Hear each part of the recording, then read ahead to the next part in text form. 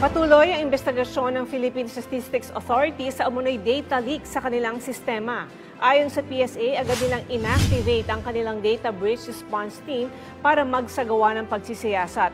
Nakipag-ugnayan din ang ahensya sa ilan pang tanggapan ng gobyerno gaya ng PNP at DICT kaugnay nito. Batay sa inisyal na assessment, limitado lang sa community-based monitoring system ang naapektuhan ng leak. Inaalam na rin ngayon ng PSA ang mga personal data na posibleng nakompromiso. Sa ngayon ay nagpapatupad na ng additional preventive containment measures ang PSA para mapaigting ang seguridad at integridad ng lahat ng kanilang sistema at database. Pagtitiyak naman ng PSA sa publiko, hindi naapektuhan ang Philippine Identification System at Civil Registration System. Nagbabala din ang ahensya laban sa mga naglalabas sa social media ng mga umunoy sample data na may kasama pang link.